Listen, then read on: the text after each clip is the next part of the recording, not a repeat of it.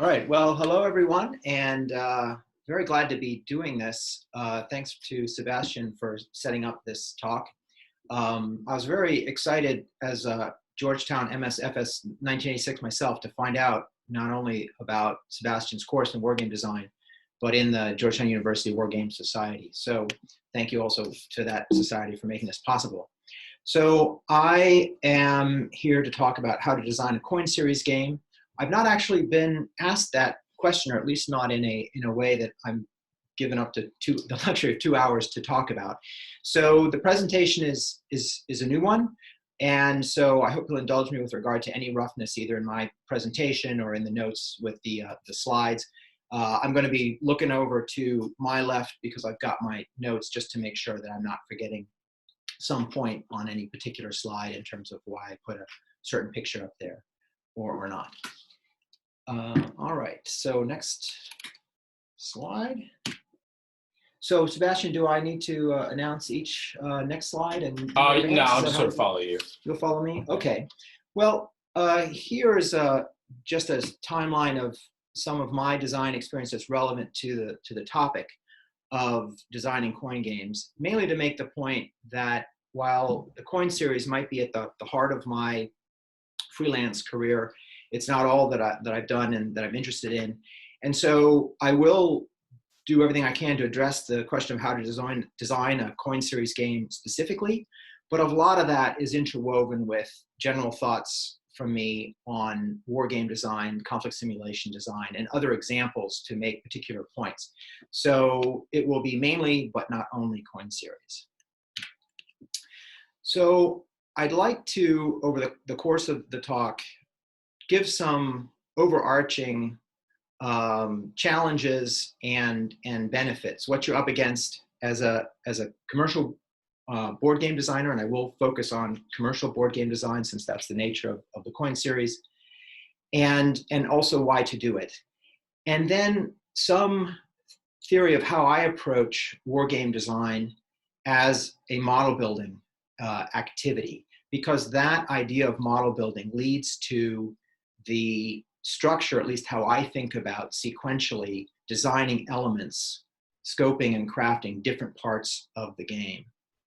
And then I'll talk about the test and development phase, the importance and challenges of that, production. So we'll have gone through the whole process of turning out a published coin game, and the support afterwards, and what I think is very critical about that.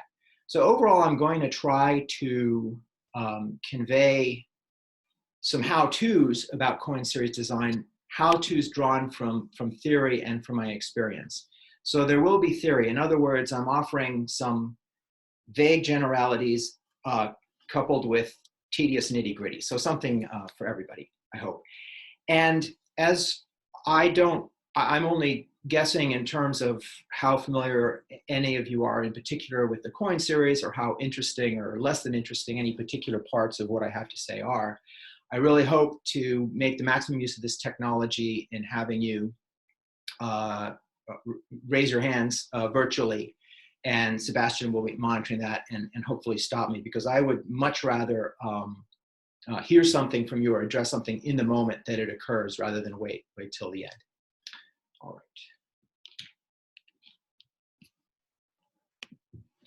So with that bargain, challenges and joys. So first of all, a challenge, and that is starting is easy, finishing, I think, is really tough. And that's borne out by the portion of game ideas that we encounter, that I hear about. I hear ideas for coin games every single day.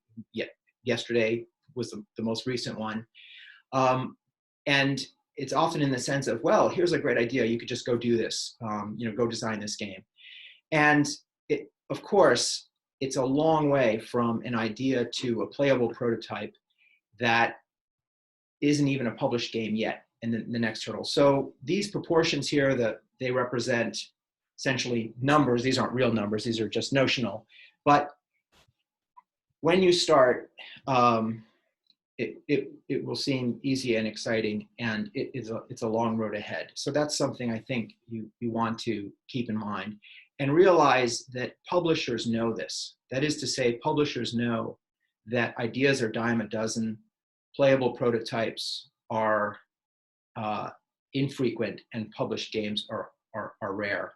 And so they're really typically not going to be very interested in hearing about a game idea from anybody.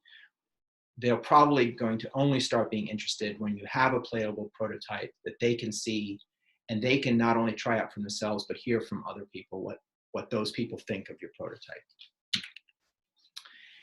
And all of that long road that you spend, of course, draws away from lots of other important things you could do. And I, for the last few decades, have had this iron triangle from Alan Emmerich much on my mind.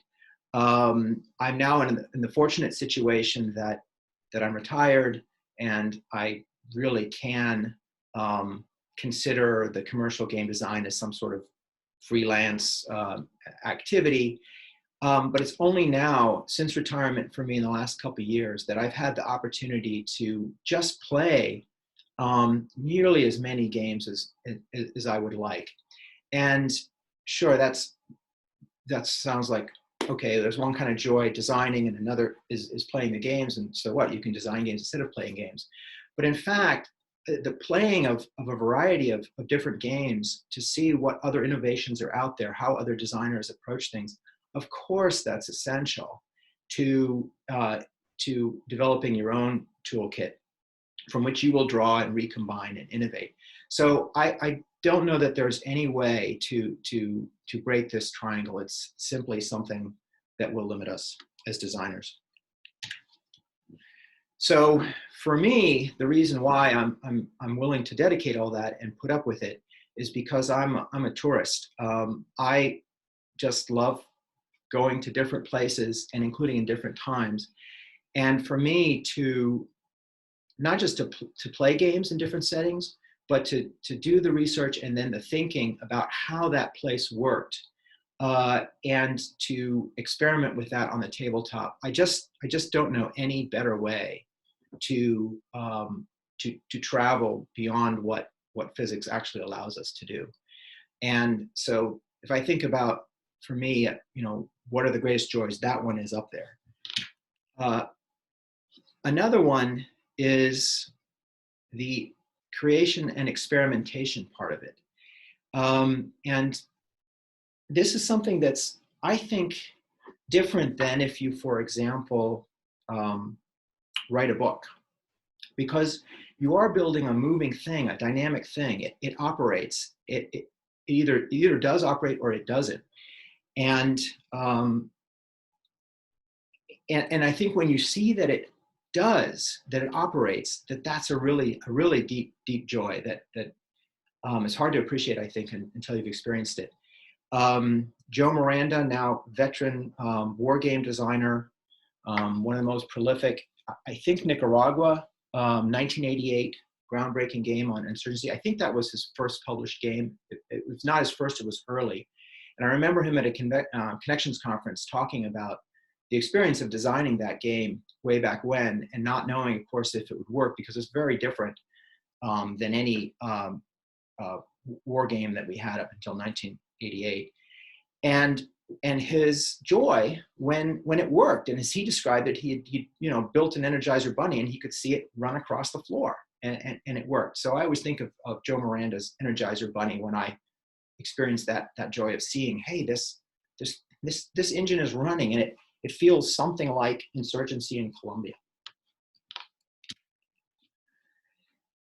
And another aspect, I think, of course, for me, is seeing people play it, and seeing people play it long after perhaps I've been dealing with it and aching about it and trying to make it run as smooth as possible. And there's somebody out there who maybe I don't know or will never meet, and they're getting something out of that experience, sharing that time travel with me.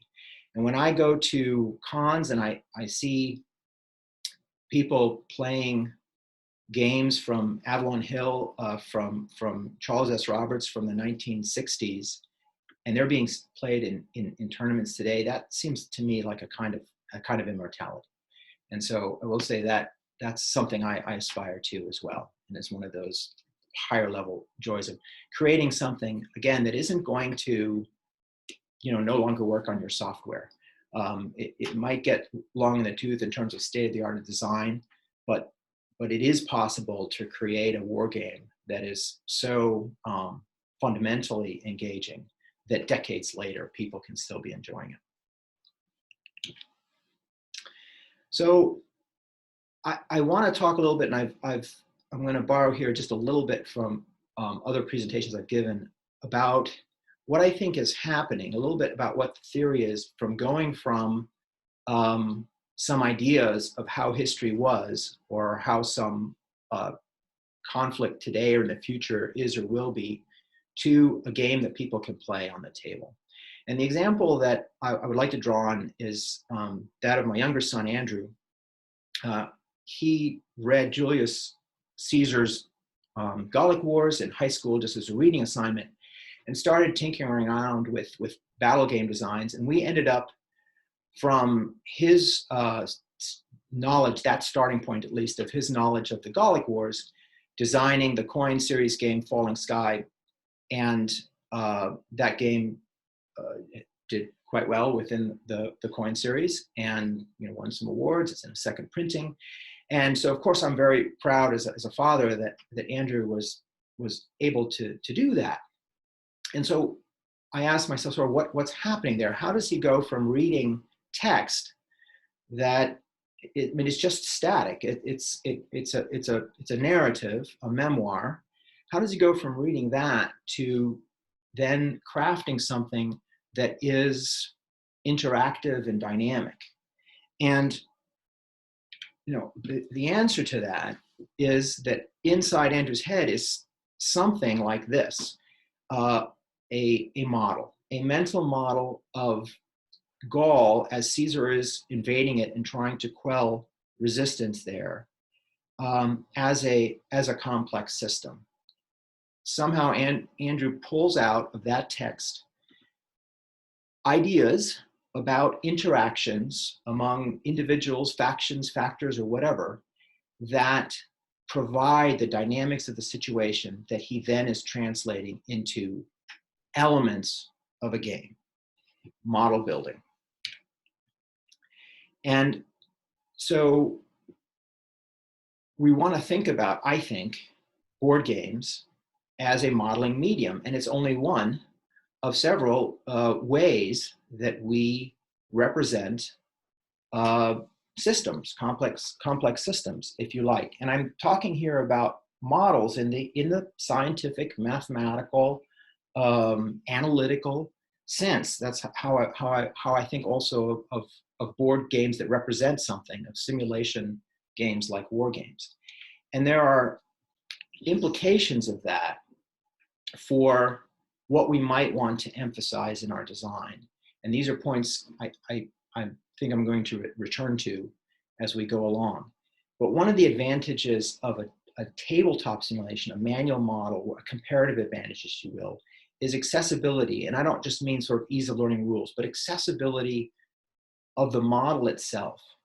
You not only see it the way you might in a graphic model, you operate it in a way that you can't completely do in, let's say, a computer program, where a lot of the things that happen dynamically are behind the scenes or inside the black box.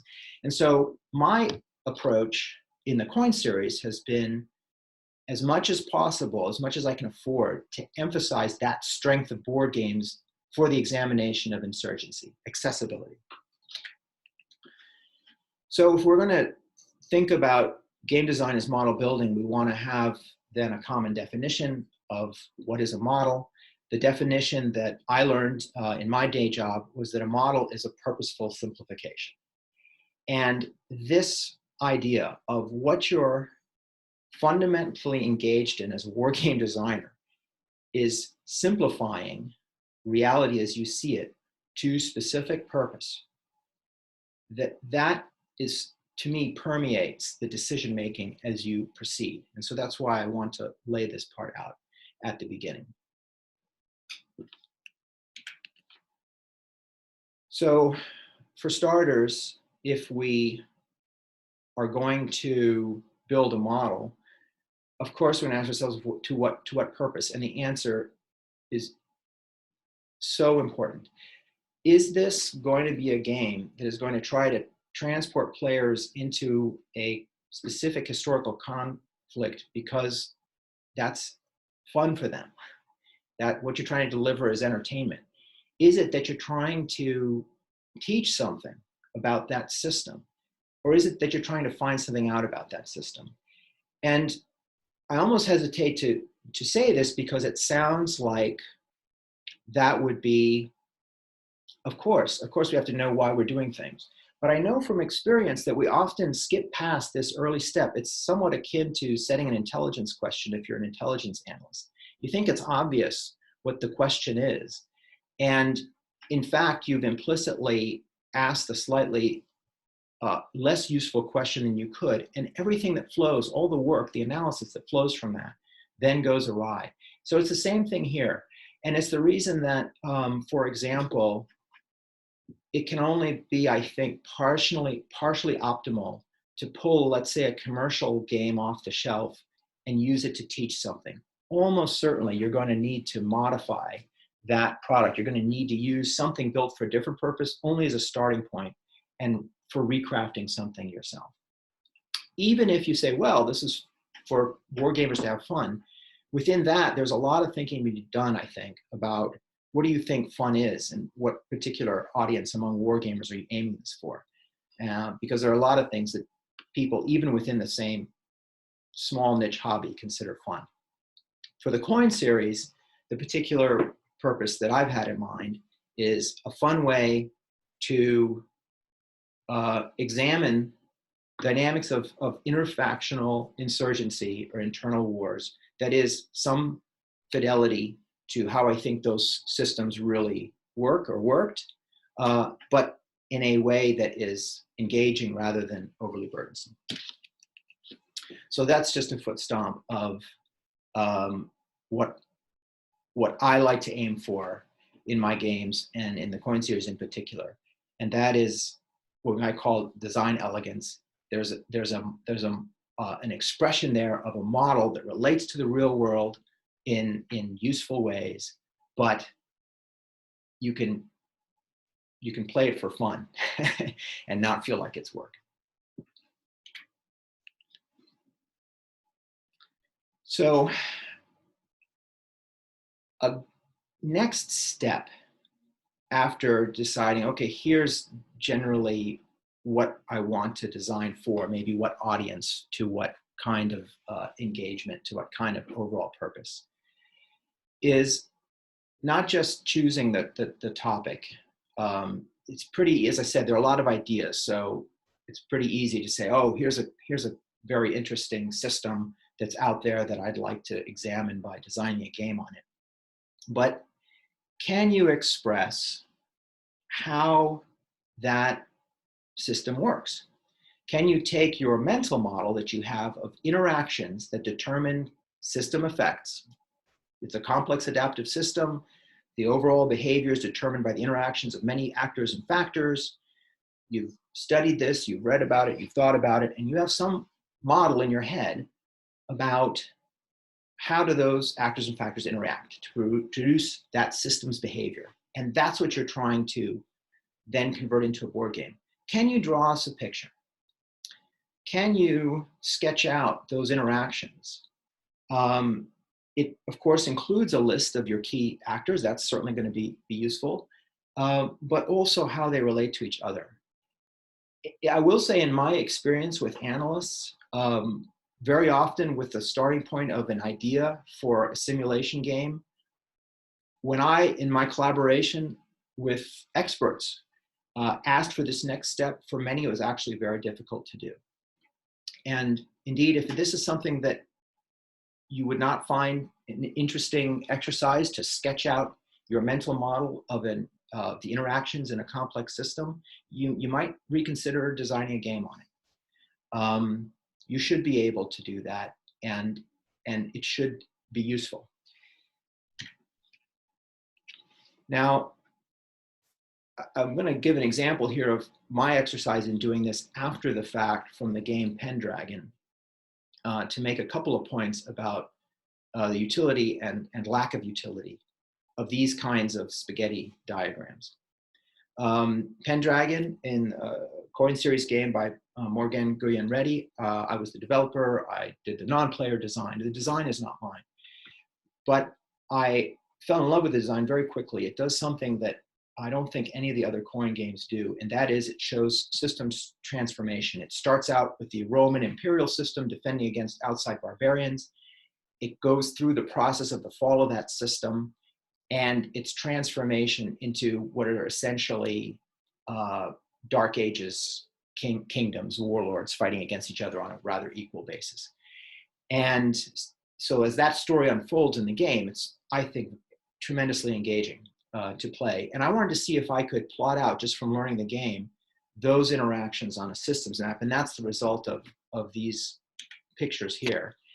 And it gets very messy in the period of transition itself as new factors are coming in or are leading to tremendous changes, great dynamics in how the different actors relate. And then it settles down in the end to something that's, again, a little more sane, but different than what there was before. So one point about all this is, I think it's very, very hard to look at one of these diagrams and figure out what the heck it means.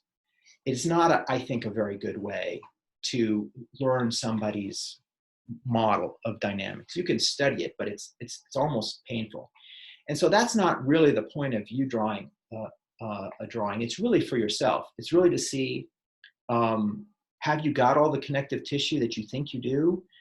What do you think is important? It's part of your simplification process, because you're not going to be able to put everything in your game.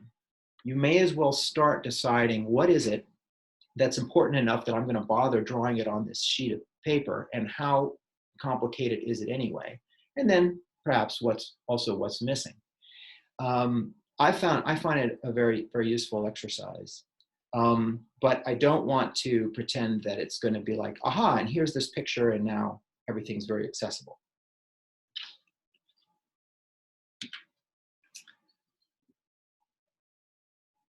So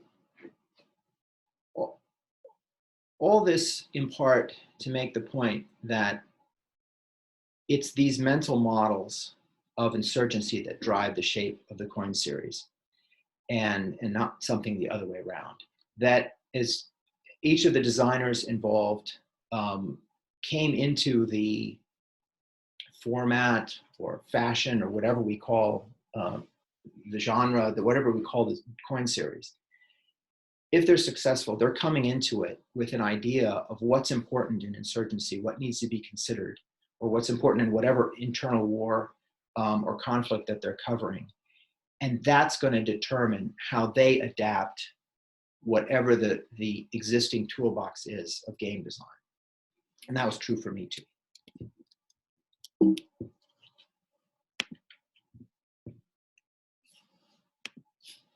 Now, are we far enough along, Sebastian, that we might want to stop and see if anybody would like to make a comment or ask a question? Does anyone have a question from the field? They can ask it through the chat or just unmute yourself.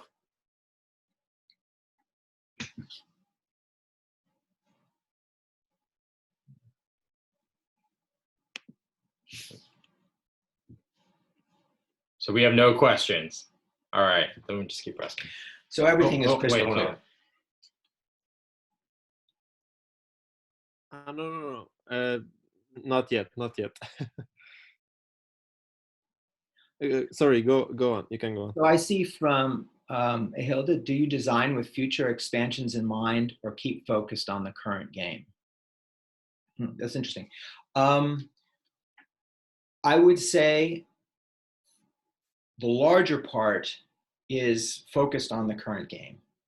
That is, there's so much to do to take a particular purpose of what I want to show about a particular story, a particular setting, and to make that work, and to cross all the T's and dot all the I's and all the little details, and we're going to talk about some of these, that's quite consuming in itself.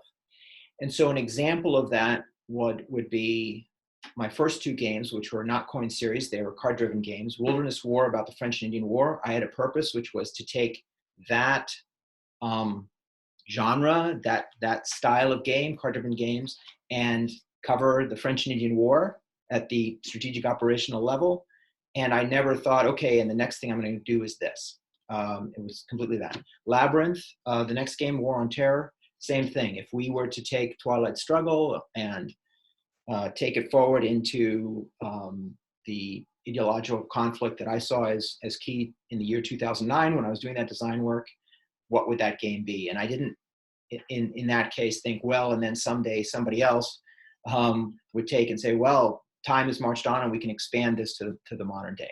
Now, the hesitation in that would be if what I envision is a series. So with the coin series, or now with the Levy and Campaign series, I had a concept for a series. That is, when I was designing, I knew that this would be volume 1 because I had the expectation, not the knowledge, the expectation that I was providing mechanisms that could be used, that could translate to other similar conflicts. And that did happen. That is, there is a coin series, and I think that we have a good shot at having a Levy and Campaign series with volume 2 now going on P500.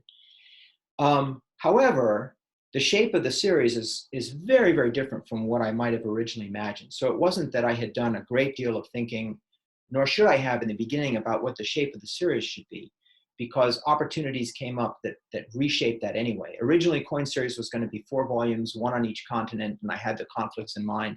And, we've not gotten yet to any of my volumes 2, 3, and 4. So we will have, so volume 3 was going to be the Philippines. We are going to get a Philippines game, years later. So same thing is happening with Levy and Campaign series, which is a operational medieval series I'm working on now. I had my idea of 4 volumes and what they were going to be, and I already know that plan is already destroyed, which is a wonderful thing. It's because the opportunities come, which is the opportunities of collaboration with other designers who have better ideas than whatever I had originally. So I think a little bit about the series and the shape of the series, but I may as well focus on whatever volume I'm working on because my plans don't survive anyway. So the question, Sebastian has highlighted, how do you decide the format for those diagrams for the systems model that you're getting from? Is there a standard methodology or is it just from experience? It is largely from copying other, I don't know what we say actors and factors models, graphic models of complex systems, influence diagrams, spaghetti charts, Loopy. There's software called Loopy that does this. The famous McChrystal spaghetti chart, if you look at that, it's very often, though, actors, which one influences another to what degree, and is it a positive or negative influencer? So the examples I was showing derive from that. I don't think the format of the diagrams is quite as important. It ought to actually flow from, if you are for yourself sketching how you think it works. If you think of your conflict as a machine and it has levers and pulleys and it's connected up in some way and it's interacting, draw that machine with whatever graphic analogy you like. Can you crystallize your mental model, your mental picture on a piece of paper and use that to fill in gaps? Because the reason we call complexity complex, I think, is because it's very difficult. There's so many interactions. It's very difficult to hold all these in your head at the same time. For somebody who's been studying given theater for 20 years and figure out what the interactions are. so their mental model is already a simplification, and it has gaps in it, but they can't themselves typically, I have found, identify what those gaps are until you try to build something. That comes out when you design a game, which is a great purpose in designing a simulation game. But you'd like it to come out a little bit earlier and a little bit simpler with a small or lower investment, and that's can be drawing blobs and arrows with pluses and minuses on a sheet of paper.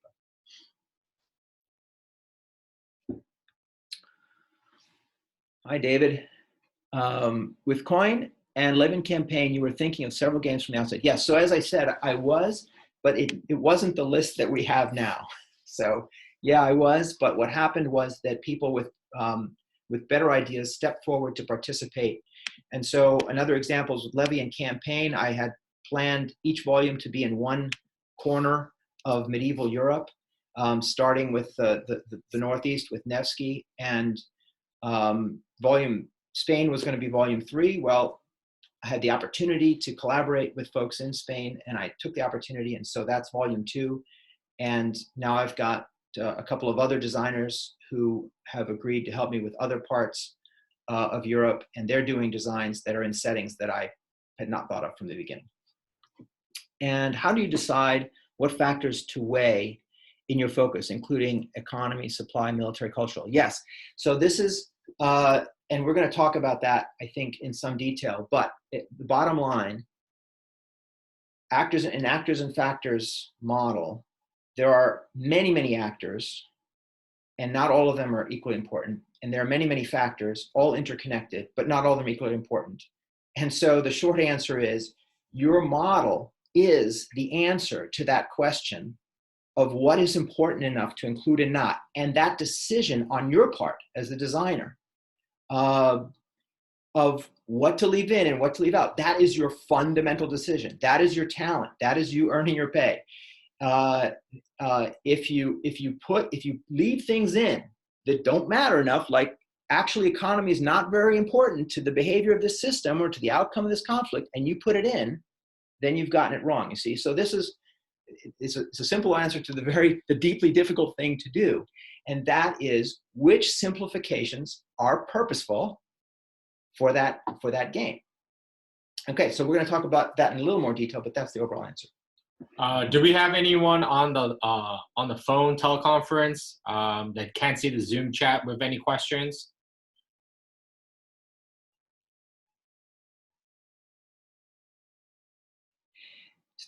And I do see the question from Hi Rob. What would I consider to be the best primers on game development and modeling? Primers is tough. I mean, there are many books that on wargaming and wargame design. Peter Perla and Dunnigan and Mark Herman, and Matt Kirschenbaum has a volume, Zones of Control, of essays from lots of different lights in the hobby. I don't know about a primer as such. On model building and complex systems, my favorite guru on that is Scott Page from the University of Michigan. And if you look into, it's not about wargame design, but it's about what are complex adaptive systems. How can we model them? His particular approach focuses on computational models, agent-based models. But there's a lot of wisdom in there that is, I think, directly transferable to understanding conflicts and approaches and tips for how do we represent those kinds of complex adaptive systems and models. So those are just two plugs I would put in. Okay, and any other? Are we good? No, we're on. Okay, so we'll continue.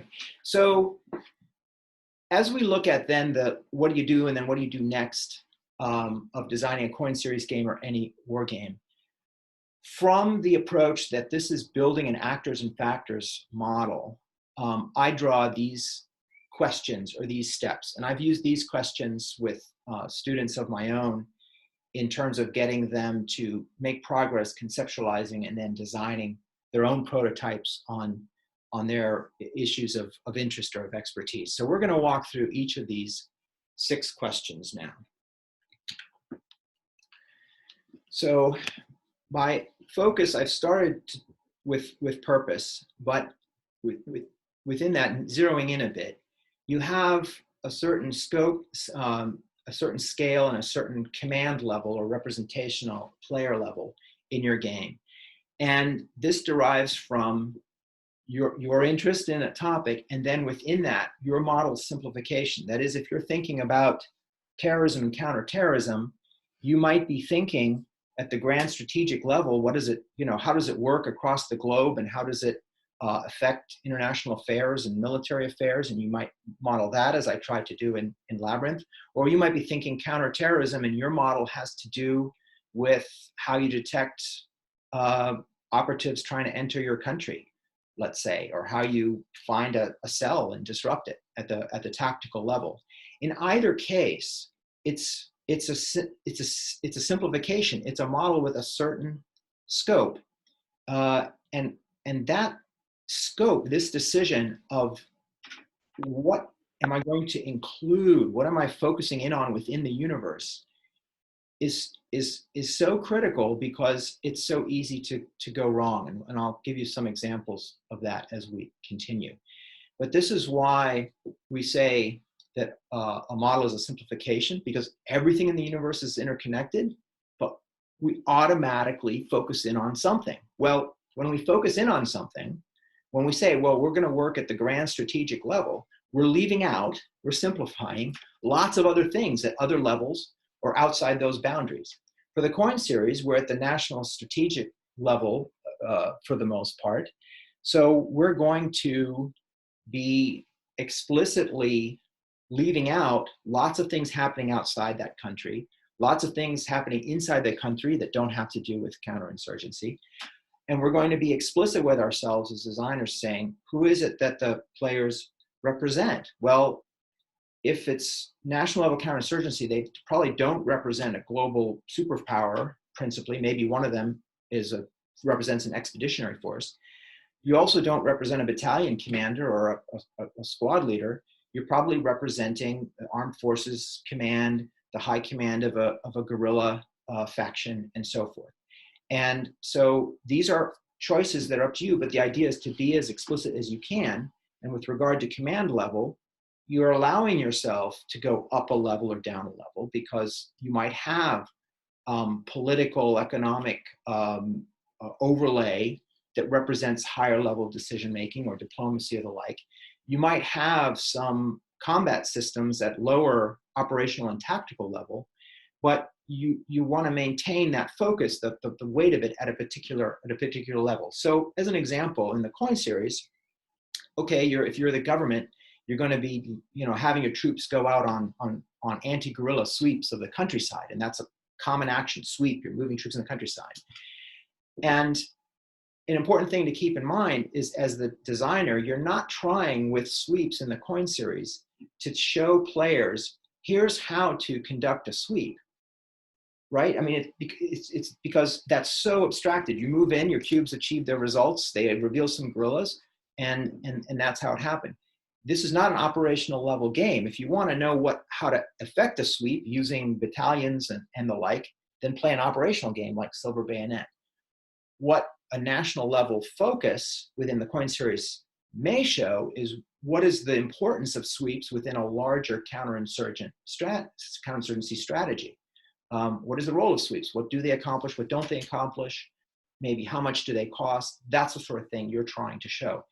And that comes from choosing that focus in terms of level. Okay, so moving on pretty quickly, for any system, there's an environment, there's a medium in which it exists. And so that's going to be expressed in a tabletop game, typically with a game board and its nature. So let's talk about that. Go on to the next one there, Sebastian. Thank you. All right. So environment is time and space. And so time is going to be represented with a turn record track. That's, in a lot of games, it's on the game board. Not so much in the coin series. Like some CDGs, like Twilight Struggle or Labyrinth, the time clock is a deck of cards going by. And you might notice that that time element is rather squishy. That is, it's not very explicit in any of those games, Twilight Struggle, Labyrinth, or the Coin series. It's not very explicit how much time exactly is going by. You should have some idea in the design, but it's not something that you have to worry about too much. You've simplified it. And why is that? In most of these games, if it's something like Columbia, for example, in Andean Abyss, it happens to cover the period 1994 up to maybe 2010. But it's not really a detailed blow-by-blow of those years. There are some aspects. You go through various presidents of Colombia and their impact on counter-insurgency policy, for example. But really, we're taking a chunk out of a much longer story. We're saying, here's a system that's operating. Things happened in that period. The events reflect that. There is some transition, some transformation. But it's not a point of the design to say, yes, and what you really should know is that in 1998 is when the FARC reached its high water mark, captured a provincial capital, and after that, they were headed down, right? That's not really a point to playing it. It's rather, how did these different factions over the course of that 10 or 15 years interact with each other to determine the final outcome, such as it is. So that's the aspect of time. Now space, we'll notice that every game board has an edge, right? And this goes back to this problem of when you model, it's a simplification because you aren't modeling the entire universe in all its details. That's the universe, not a model. Model is a simplification. And so same thing here. If we're talking about a conflict, something in international affairs, there are things somewhere else that directly or indirectly affect whatever area you're focused on in your conflict. And you are explicitly, as a designer, drawing a line around the map, if you have a map, and saying, well, outside this, we're not going to think about it as much. Inside this, we're going to show it in a more specific way, with locations on the game board, pieces in locations, markers, and the like. And so the point I want to make here is that decision, while it seems kind of obvious, that decision is really, really important and can really lead you astray, like any of these scoping decisions. And an example of that is the decisions I made with Labyrinth, in which it was a global setting, but I didn't include everything on the map. I didn't include Latin America. If you look at just the corner of the board I'm showing here in Africa, okay, it was a game about international jihadism, and I didn't include Nigeria. At the time, it didn't occur to me in 2009 to include Nigeria. Once we had Boko Haram there, it became pretty obvious that that was something that, was, if you will, a shortcoming in the model. And so fortunately, with Trevor Bender issuing designing and issuing an update, an expansion called Labyrinth: The Awakening, he produced a little Nigeria tile that adds in. And that's, of course, I think fantastic for the players to have that part of that very important part of international jihadism included, but it does point up a shortcoming in my original scoping decision. Now, fortunately, with the Coin series, it's typically a simpler problem than that, because if we're at the national level, we're trying to get at what is the interplay among factions within a nation in determining the course of an insurgency and counterinsurgency. Well, your map is probably going to show that country and not much else. That said, even here, there are some fine points. For example, with the distant plain, Brian Train and I, of course, showed all of Afghanistan for the insurgency there by the Taliban, but we also included 3 spaces that are across the border in Pakistan because of the importance of Pakistan as a sanctuary for the Taliban. Similarly, Brian in his Algeria game doesn't include the whole country of Algeria. I mean, it's not a kind of a robotic calculus, right? Why? He's not going to ask you to pay for half of your board showing a bunch of desert that doesn't have a lot of population in it. Insurgency is about population control. And so, he needs only a little bit of the Sahara to give you a good experience of simulating the French-Algerian War. Morgan Guyen Reddy in Pendragon could have included, for example, the home areas of the barbarians coming in, Ireland, what's now Scotland, Germany, where the barbarians would stage, launch their raids on Britain, carry their plunder back home, and build their prestige there. She didn't. She left that off, and that's handled by holding boxes. A absolutely wise design decision, because holding boxes is good enough. All you really need to know is how many of these available raiders and war bands are somewhere back home and not yet on Britain to interact with the Roman forces there. Now here's an example from Levy and Campaign series. I found that for this operational scale that the scoping decisions on game board boundaries were much more tricky. What I'm trying to do here is, squeeze every square centimeter of room for pieces, forces pieces and markers to cover whatever the operations I think plausibly could come about that matter. And so you can see by these context maps that both for Nevsky on the left and Almoravid on the right, it's really only, there's not a single continent or a country or anything like that, the way that the boundaries are drawn.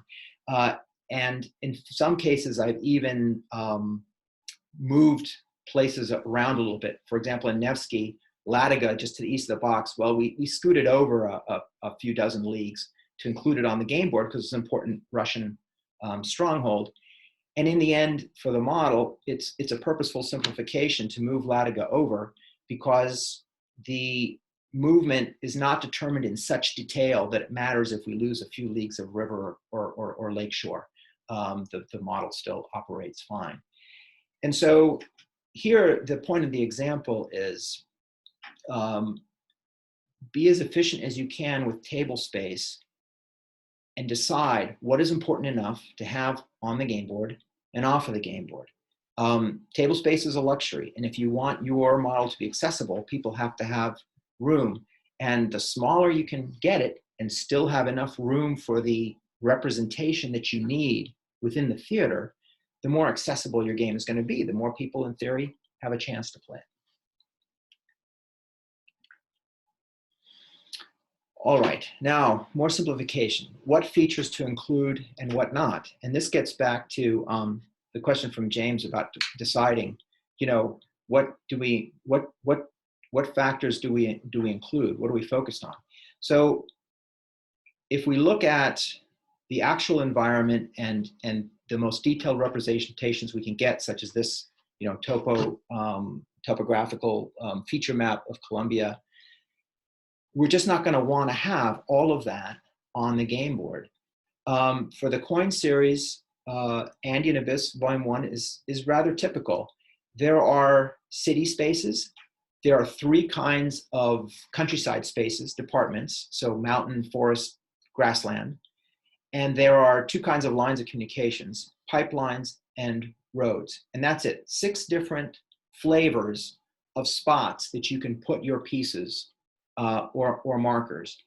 And we've pretty much held to that. And it's sufficient for bringing out the dynamics, the factors that matter for the course of national level insurgency. It does require a lot of simplification, because not every space that you want to represent as a movement space is going to, of course, be all mountain or all forest or all grassland. Which cities do you include? Which cities don't you include? Which cities do you blend, take 2 cities and names and put them together to one, and so forth. That's the art, though. How do you give enough fidelity that players are transported to participating in an insurgency and counterinsurgency in Colombia while losing so much detail that would simply clutter the board?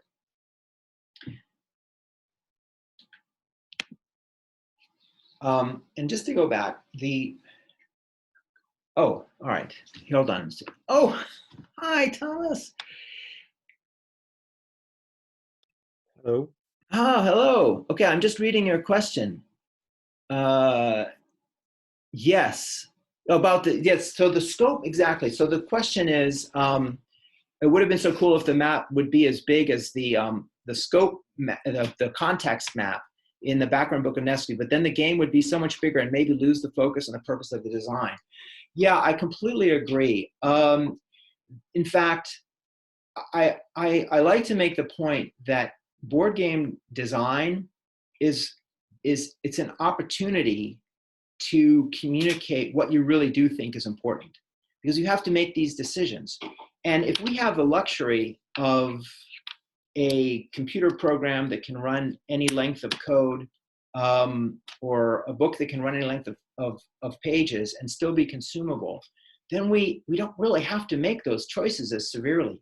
But if the idea is, I want this game to fit on a table that's 1 meter by 1 meter, and I want it to give all the plausible campaigns between the Teutonic Knights and the Russians in 1242, now I really have to think, well, what matters? You know, what part? Should I have Ladoga on the map or not? Does it matter? I have to answer that question. And so I'm actually, I think, telling you more as the designer if I give you a small game board that fits things efficiently than a larger one, if that makes sense. Is this a time to, sure, yeah, just side me, Sebastian. So as we pause for a second, do we have any other questions from either the chat or the teleconference? Just unmute yourself if you're going to speak.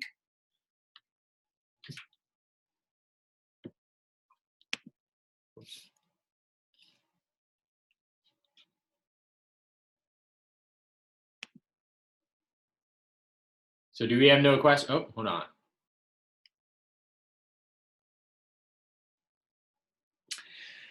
Hi, Kurt. The question is, what thought process goes into converting real life events into event cards?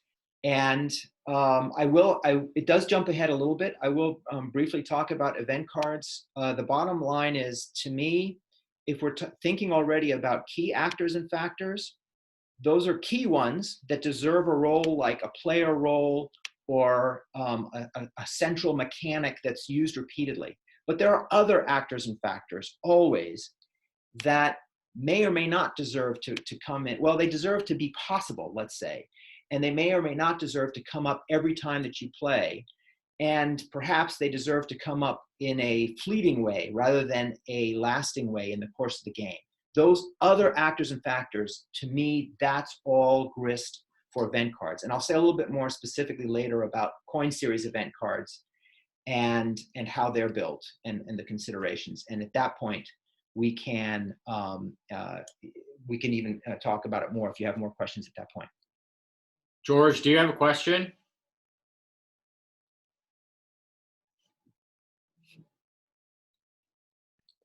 I got one more question before we going about scaling.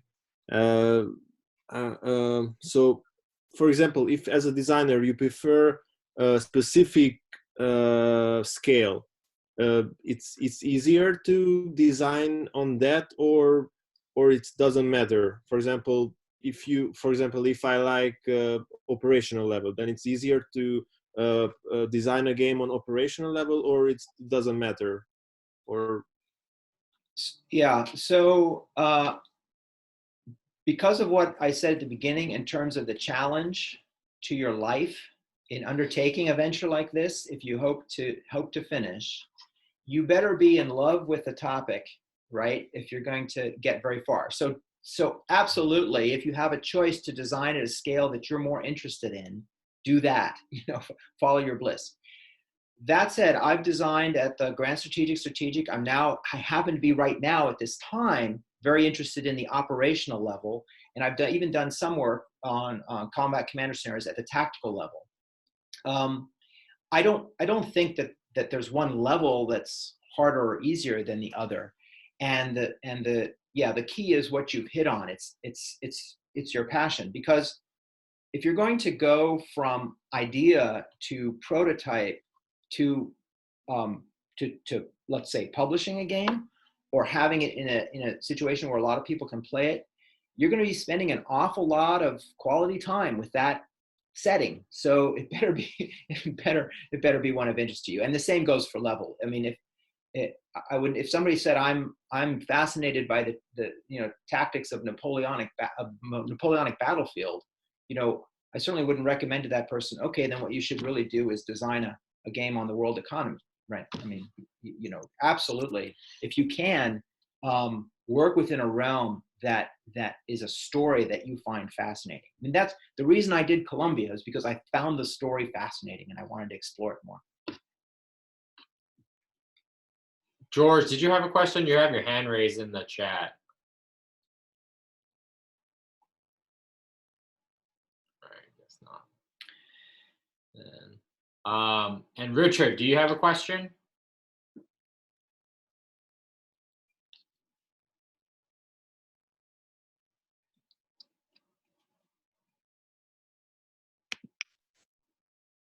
Richard, do you have a question? No, sorry. Just a small problem. All right. And does anyone else have questions, either from the chat or from the phone?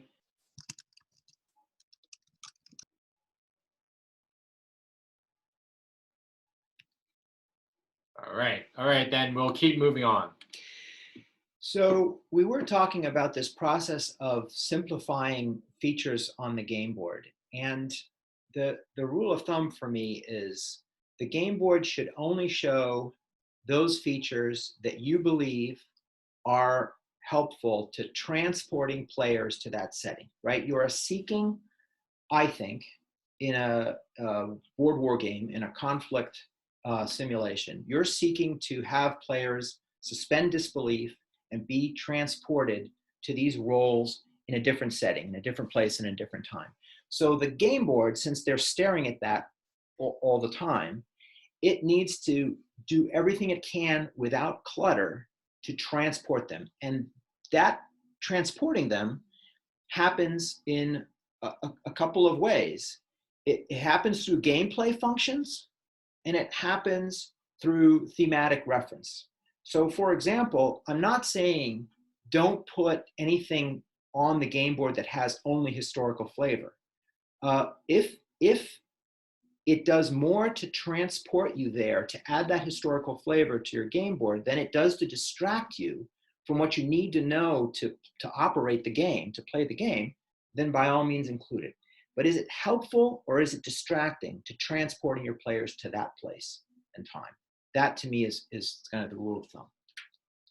So here on this graphic, I'm focusing in on game board spaces, because this, like the issue of where do you draw boundaries and how many different terrain types do you represent, just how many spaces, I think can take a lot of thought in an area movement, area placement game like those in the coin series. It's not just a matter of, well, I shouldn't say just a matter, because this also takes a lot of deliberation, but it's not a matter of taking a uniform hex grid, putting it over terrain, and then deciding what is happening in each hex. You have lots of control in how you draw these lines that regulate the placement and movement of pieces. So the example here is from Fire in the Lake, which I did with Mark Herman.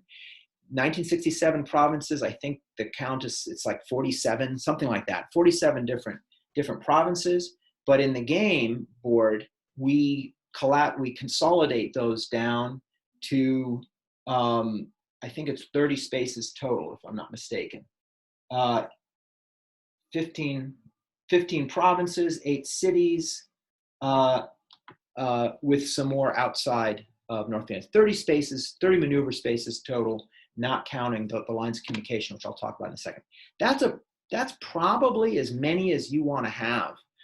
Compare that to Cuba Libre on half a map. It only has 10 spaces. And let me see, Falling Sky, also on a half map, 16 maneuver spaces. So for a full map game, 30 spaces, that's a lot. And if you look at that image on the right of the slide, this is just a detail from the original prototype map, where I took a blow up of that 1967 provinces map, laid trace paper on it, and started to work out what should the spaces be. And you can see from the populous Delta region, many provinces are consolidated. And in fact, it gets pretty hinky in terms of the Mekong as a line of communication that is also a boundary between provinces. And so how these things are named. My point is here, I think for success, you do not want to be a historical or geographic purist. You are simplifying with purpose. And sometimes that simplification is actually quite severe.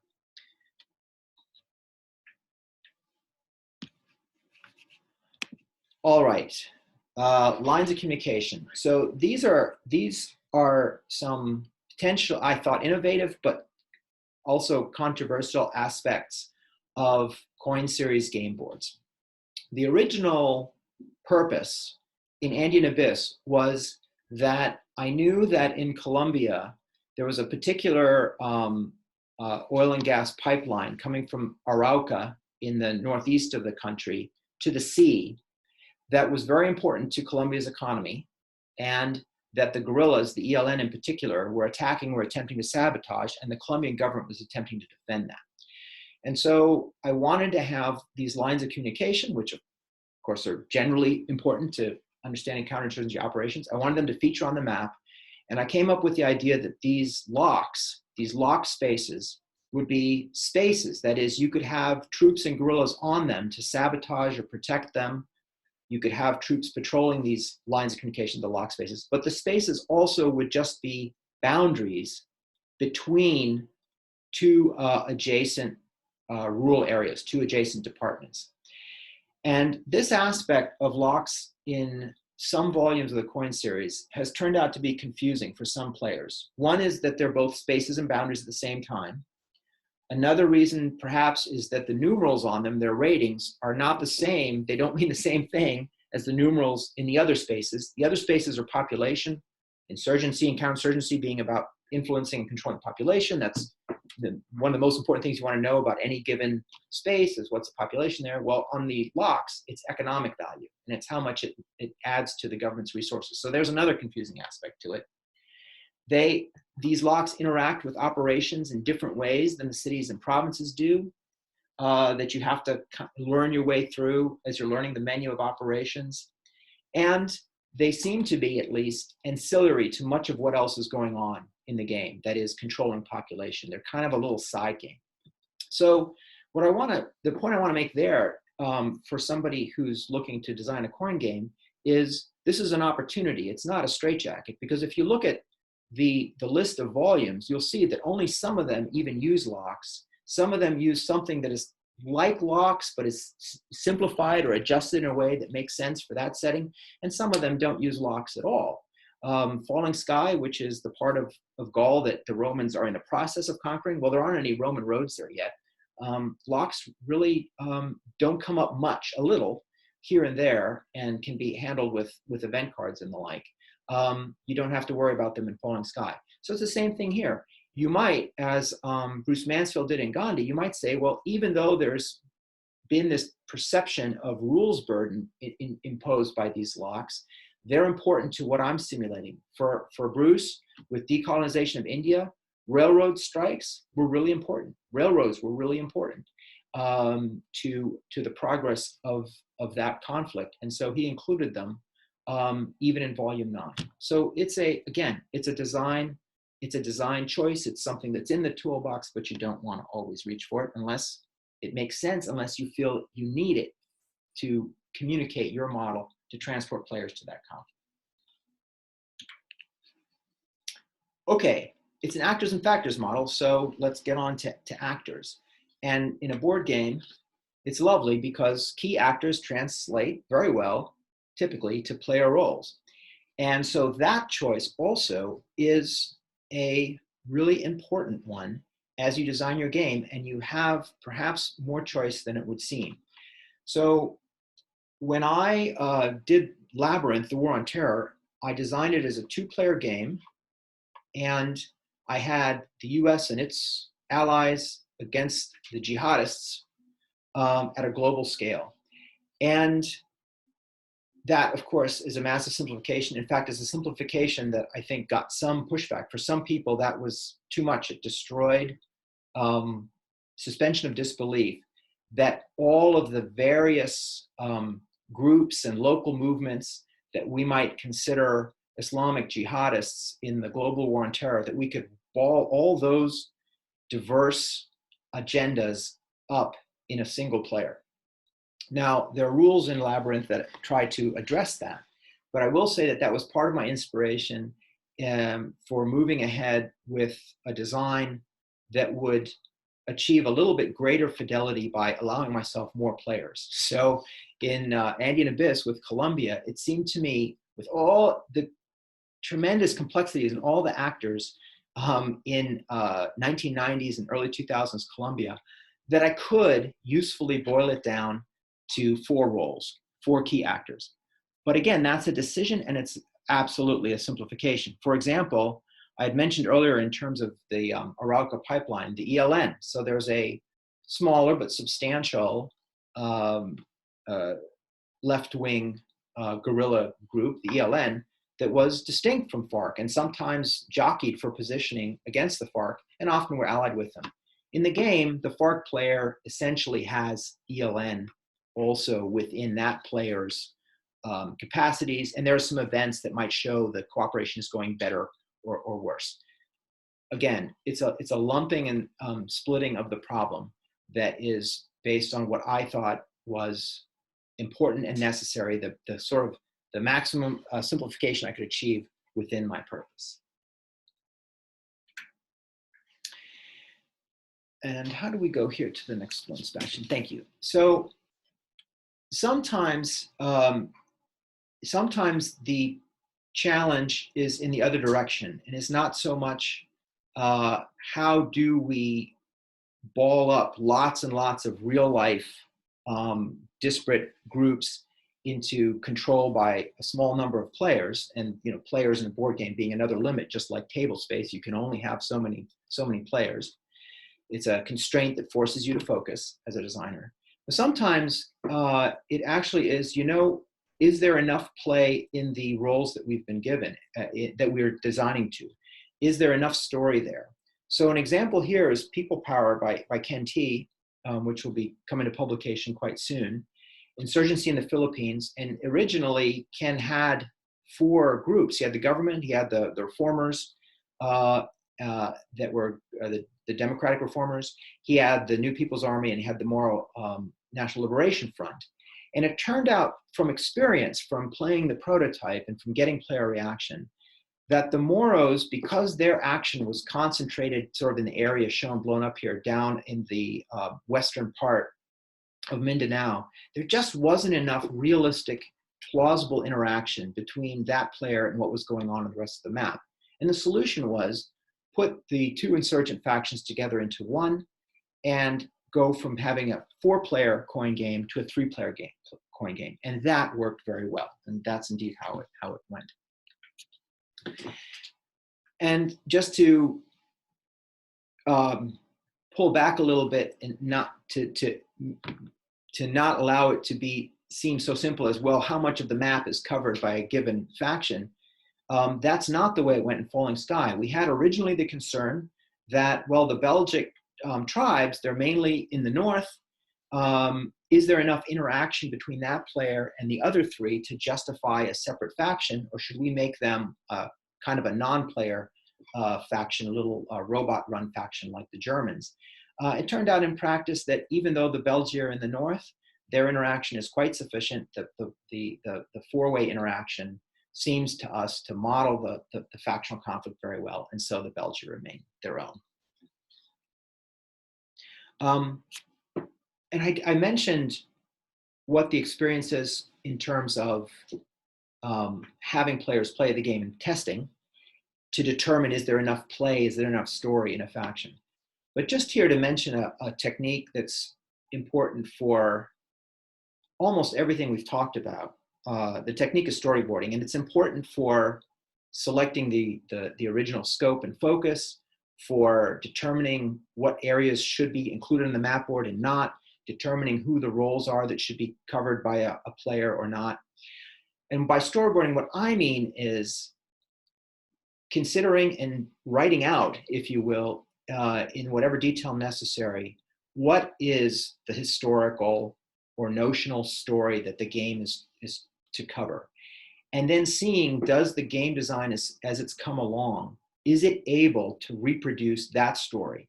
Every time we play a war game, it's an alternate history. It goes at some different, hopefully plausible way, but things don't go the way they did historically. It's not running on rails.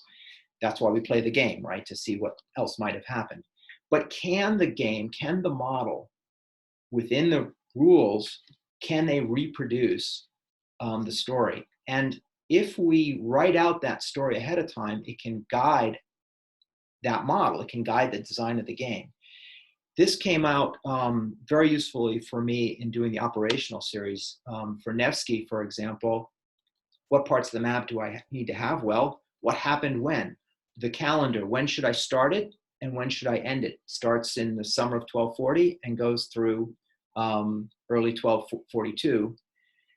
There was a climactic battle at the beginning of spring 1242, so that was pretty clear for an end part. But when should I start it? And it was what we know from the chronicles that happened that answered that question for me. Even more dramatically, in Almoravid, volume 2 of that operational series, the idea was to cover about 2 years of campaigning within this 700 plus year process of the reconquest of Spain between the Christians and the Muslims.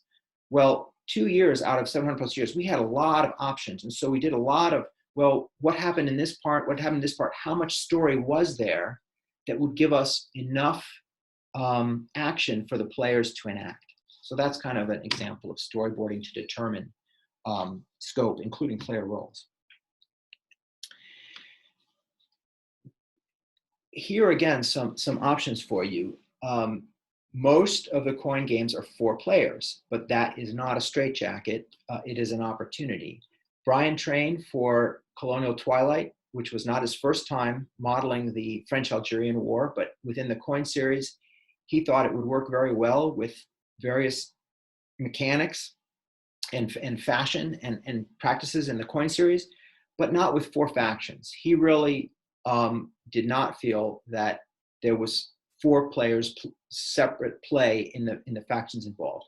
He saw it as a 2-faction contest, and that led him to innovate a new sequence of play that you see here on the right. The coin series sequence of play is kind of like the plumbing in the machine. It's what kind of keeps things moving, and so it's very important how that's constructed. Most games with 4 players use the original Andean Abyss sequence of play that you see on the left. Brian came up with something that gives the same experience, but with 2 players. And now we have, both for Ken T's People Power in the Philippines that I mentioned, and also Vesa Arponen's game on Finland that's about to be printed for 3 players. And they've each come up with different coin-like solutions to having a 3-player coin series sequence of play. We also have a 6-player game coming down the pike from Trevor Bender on Syria and Iraq. And he's got yet another solution of how to do this for 6 players. So make your decisions about how many players you need, and then fit the sequence of play within the coin series to that. It's absolutely false that either Mark Herman and I on Fire in the Lake, or Harold Buchanan with Liberty or Death said, well, we've got a 4-player format. We're going to fit this war into a 4-player model. It's quite the reverse. 4 players was the right number in our model. And so we used the coin series sequence of play to play that out. Okay, so to me, perhaps one of the most interesting parts of modeling human activity. We're going to now venture into ends, ways, and means, starting with ends. What do the key actors want? And in a board game, happily, that one there, Sebastian. Happily, ends map very nicely to victory conditions. So ends, ways, and means, as I learned it in my day job, are the elements of a strategy. And so it influences very much my thinking of the elements within really any war game, but I try to make each of these elements vivid in the coin series. So ends mean, what are the incentives on the players? This is really, really important, because your engine is going to be driven by player decisions, and the players are going to look at the victory conditions, and they're going to go in the directions that you set for them with those incentives. So you want to think about those early, what the victory conditions are, and you want to revisit it constantly. Do we have this right? Are the players behaving in plausible ways? Because if the victory conditions are leading them in implausible ways, of course, that's your fault as the designer, not theirs. They're trying to fulfill their victory conditions.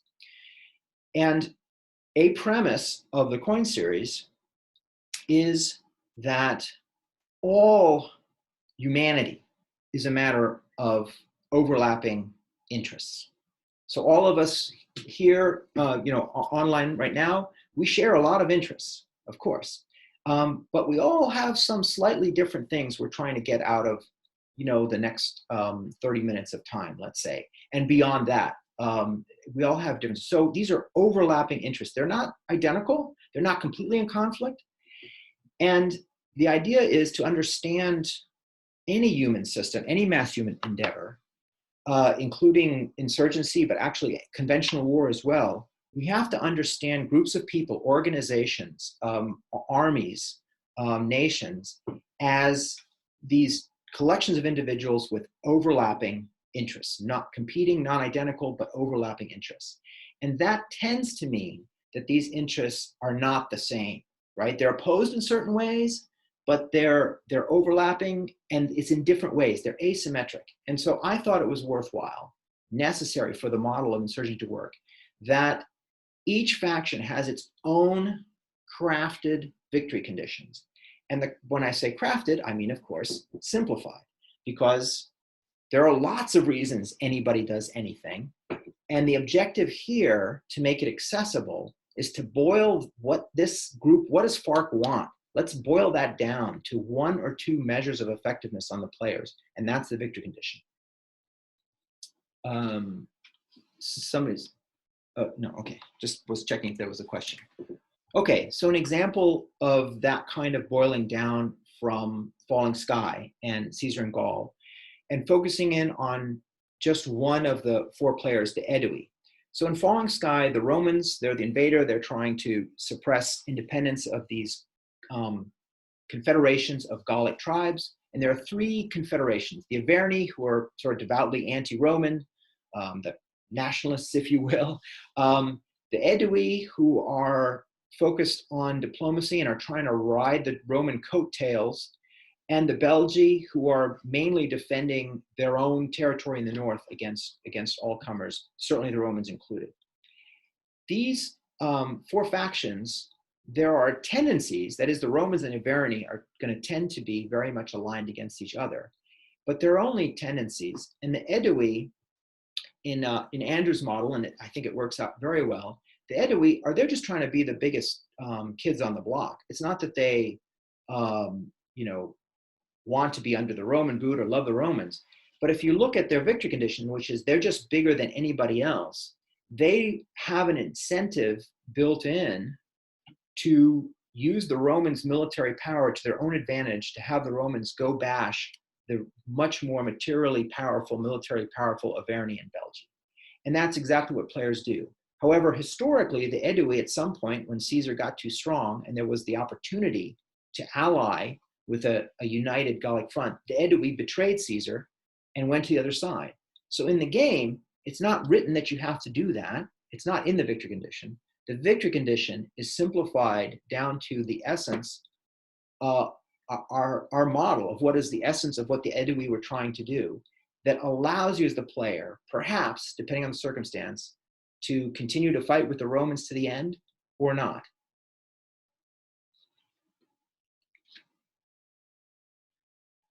So ends, ways, and means as elements of strategy. That brings us next to ways. Ways is, what are the actors doing to pursue their ends? What are their strategies and tactics and the types of actions? And so in the coin series, that maps to the menu of actions a player can take. So an actions menu shows up explicitly or implicitly in many modern war games. If you think about a card-driven game, typically you have a certain number of operations points, and with these operation points, you can do some sort of action, and you're drawing from a menu of 3, 4, or 5 things. In Twilight Struggle, for example, do you use the points to place influence? Do you use the points to try to launch a coup, and so forth? So coin series derives from that kind of menu-based approach. But in the coin series, it's a Chinese menu. That is, there's a column A and there's a column B, and you pick one thing from column A and one thing from column B, and you pair them together in a full move. And column A we call operations or commands, and those are the things that are sort of standard actions that any faction or army does. It builds stuff, it moves around, it fights the enemy, it wrecks stuff, that kind of thing. And there's perhaps some distinction between major groups of players, like the coin players and the insurgent players, but more or less the operations are similar. Then column B are the special talents that add to that. And we call those special activities, special abilities, or feats in Pendragon. And here is where you're going to bring out a lot of the personality of the faction. Because again, if the ends are asymmetric, there's a good chance that the ways are also going to be asymmetric in real life. That is, not everybody goes about things with the same traditions, habits, talents, capacities. And so what we're trying to show with that menu, in as simple a way as possible, is what is the personality of this role, of this faction, of this key actor. Not just what are they going after, but how do they go about doing it. So these things can be different between different player roles to bring out that personality. And so here we need to take some care. If we have, let's say, typically 4 different menus, there's some repetition, but for the most part, 4 different menus with different combinations of actions for each of the 4 roles. How do all those interact? You have to stand back from the particular, okay, I've given the FARC in Colombia this particular personality in terms of their ways of pursuing their ends.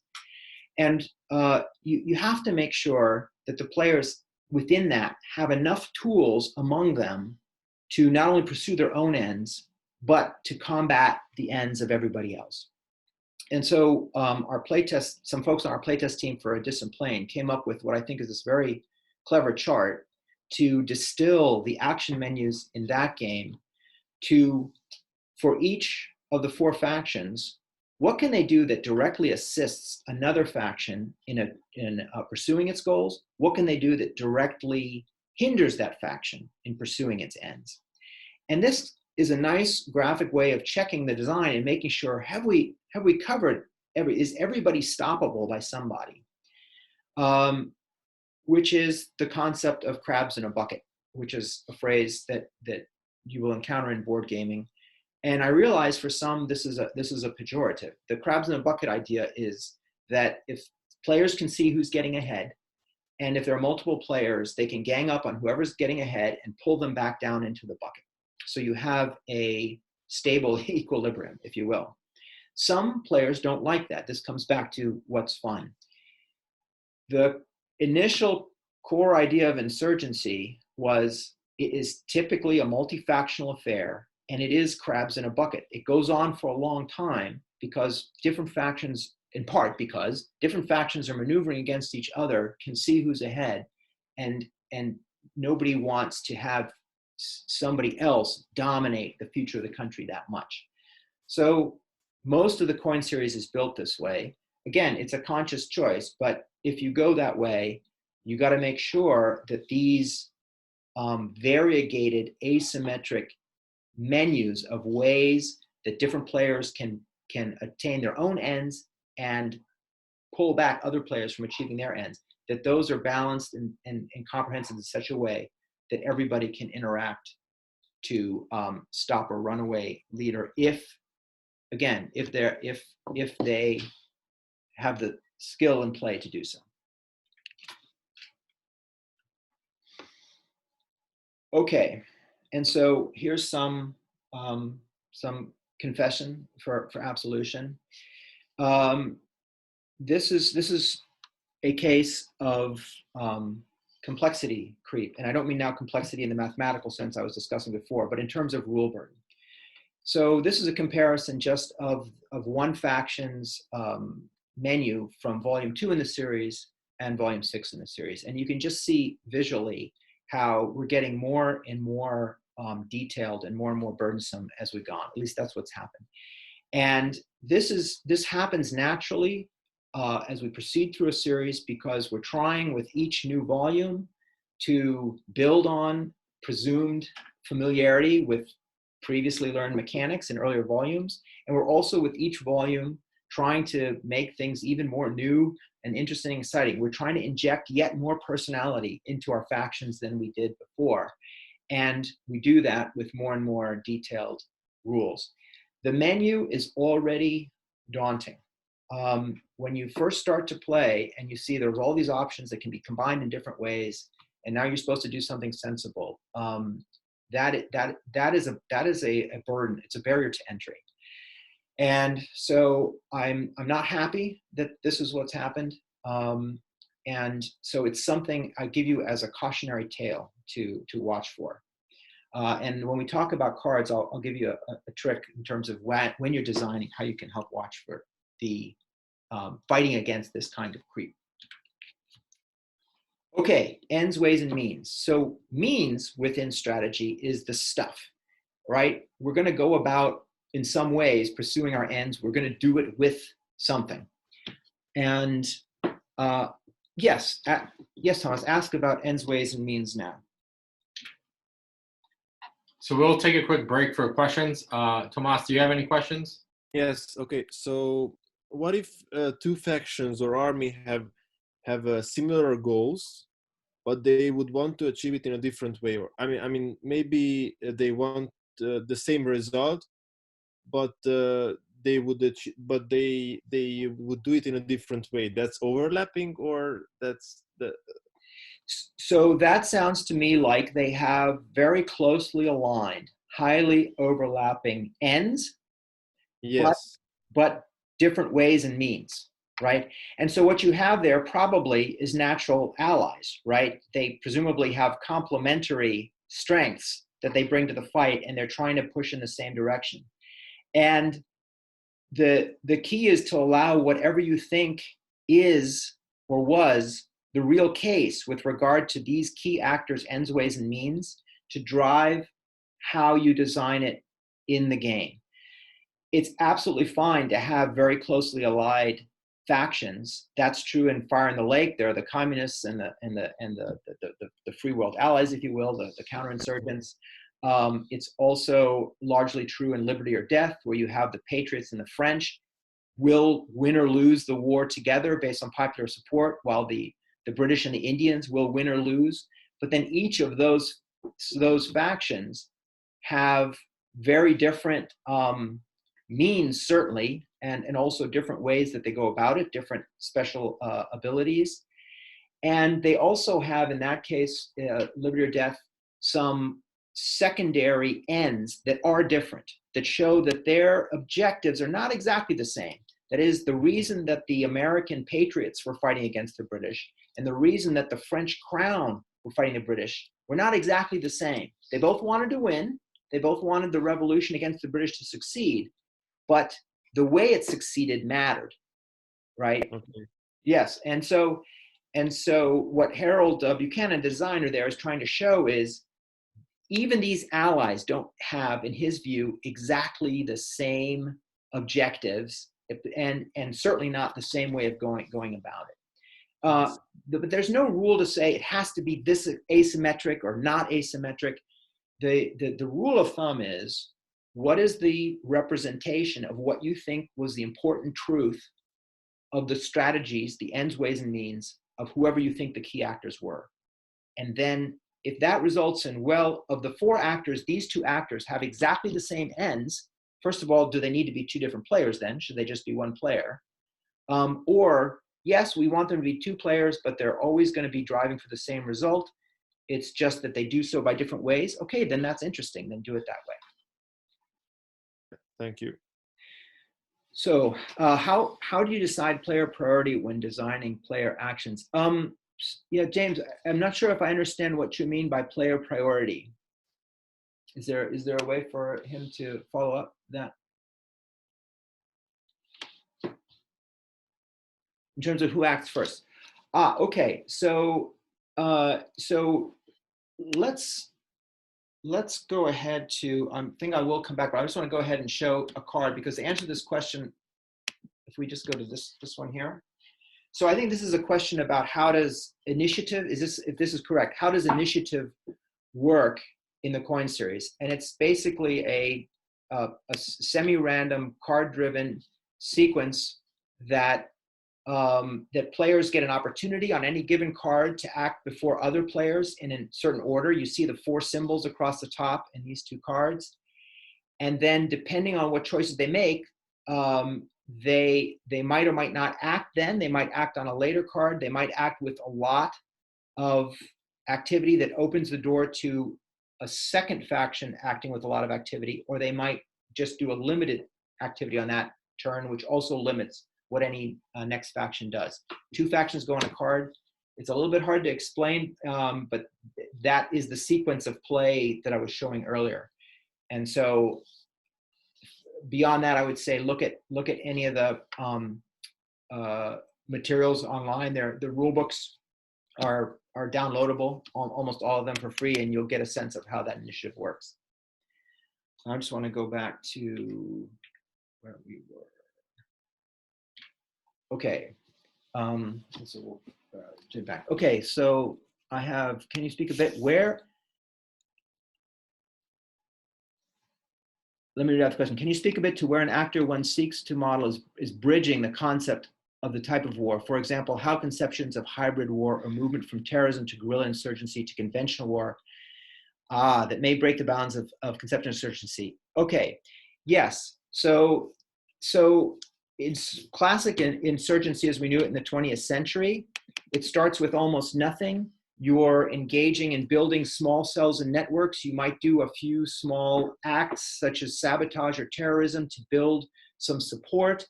And at some point, you start to begin guerrilla operations where you're not necessarily tied to a particular territory, but you are trying to bring military force to bear on the enemy army in an attritional war. And then eventually you get to a phase of so-called mobile warfare where you really are trying to use your maneuver to conquer territory and start to hold parts of the country because you've so weakened the enemy army. So the question in the coin series, that's sort of a transition if you think about it, from terrorism to conventional war. And a thesis within Labyrinth, the war on terror, is that's exactly what Al-Qaeda was trying to do too. They wanted to go to insurgency and finally to be a state the way Islamic State for a time materially achieved. It's a global insurgency that Al-Qaeda was pursuing, some very similar strategy. So in some games, we see a lot of that kind of transition. In other games, we don't. And it depends on what is the place and the period of history. For example, in Colombia, in this period, the FARC transitioned to a mobile phase, tried to capture some places. It didn't go very well, and they fell back. So you don't see a whole lot of conventional style operations built into that system because it's sort of outside the bounds of the focus of the plausible departures I was allowing in the game. In contrast, in Fire in the Lake, we're covering there an insurgency during which heavy conventional operations by the North inside South Vietnam got going and were ultimately successful or close to it. The game actually stops after the Easter offensive, so they're not yet successful, but they're basically teeing up the situation that is successful within 2 years after that. So we have to have, for the insurgents in Fire in the Lake, we have to have conventional units and allow them some conventional operations. And so you have troops on the insurgent side, troop units that are very much like the troop units on the counterinsurgent side, even though it's a part of a guerrilla army. Again, the way that we understood in our mental models, Mark Herman and I, that conflict influenced that choice. And in a very different kind of a setting, Pendragon includes that kind of transition, although it's not exactly about terrorism or insurgency in the modern context. In the ancient context, we start out with an integrated Roman system of land and naval power and fortifications and roads that are stopping these coastal raiders, or built to stop coastal raiders. The raiders chipping away at that system, breaking in, building their capacity, and ultimately able to settle and themselves become, in the terms of the day, I guess in modern terms, in that day, a conventional army. That is, they're settled, they have fortifications, they have organized groups of warriors that defend a specific territory, and you're headed into the dark ages of competing kingdoms in Britain. So we are trying to show in the series, what are guerrilla operations like? What is the role that terror plays? Because terror is in most of the games. In Gandhi, we have what about passive resistance, nonviolent activism, very important, a new element that comes in. And so so as you think about those different types of conflict, terrorism, insurgency, conventional war, that's going to form a part of how you represent the ways and means of the factions in the game. I'm just reading another question. All right, as an approachable system, series coin has been fairly easy to teach and learn. Thank you. That's great to read. Do I foresee a coin game that becomes too complex, or do I want to do something to stop that complexity creep? So, I mean, I don't think there is such a thing as too complex. Again, this comes back to your purpose, your audience, and there are games that have a lot of detail to learn and take a long time to play, which have devoted followings. I mean, I think about Ed Beach's achievement with Here I Stand, and how devoted those players are, and for me, I can't. It's too complicated for me to pick up, to learn, to understand it and enjoy. But it achieves its purpose, right? Empirically, because it sells and people play it and love it. So there's not an overall too complex, but for the coin series, my influence in the conversation as we proceed with new volumes and development typically is to put the brakes on that creep that I mentioned, and to challenge the designers to achieve whatever elegance they can. That is, simplify as much as you can that still will transport the players into that time, show the personality, show the environment that you need to do. And so it's not in a sense of there's a line that I envision that I don't want to cross, but if I'm going to be an influence on where the series continues, I would rather see going back to fewer words on the actions menus rather than more words. Who's the main player base? Hobbyists, educators, government agencies. Does having a set number of players affect popularity with your consumers?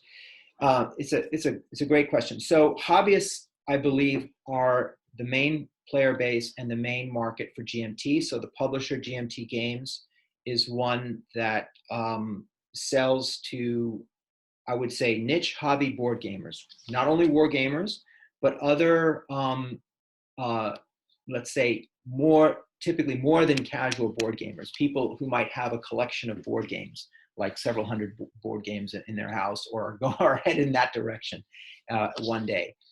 And so I get very excited when I see educators or government agencies reach for something I've done in the commercial area and bring it in to the classroom or for training, or for analysis, or for research. However, I'll go back to something I said before, and that is because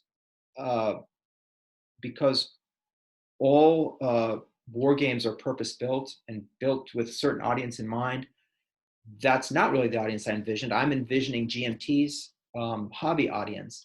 And so most likely there is adaptation going on, that an instructor or a government researcher might say, well, if there's something in here that's of value, and we're going to adapt, but we're going to draw from that and build on it in some way.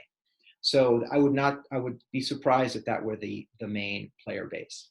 About numbers of players, it's so funny. I really don't have any wisdom, and I'd be interested in what others think on this, because some people seem to like having games that accommodate groups, because they perhaps have a weekly group that meets, and they're always looking for 4-player games, 5-player games, 6-player games. And so the 2-player games aren't as popular with them. And others are like, well, I can never get 4 people around the table with me, and I don't want to use Vassal, and I don't want to play solitaire, and so I'd rather have a 2-player game. The one thing I will say is that if a game offers a solitaire mode, it's going to have a larger audience. And to some degree, this was Gene Billingsley at GMT's wisdom to push me in that direction to include that. But I was surprised how the size of the audience for people who will deal with the hassles of, let's say, a flowchart to operate other player roles, for the experience that is similar to playing a 2-player or multiplayer game, but they're actually playing against the game system. That seems to have always been a plus for reaching more people. Scott Jenkinson, do you have a question before you leave?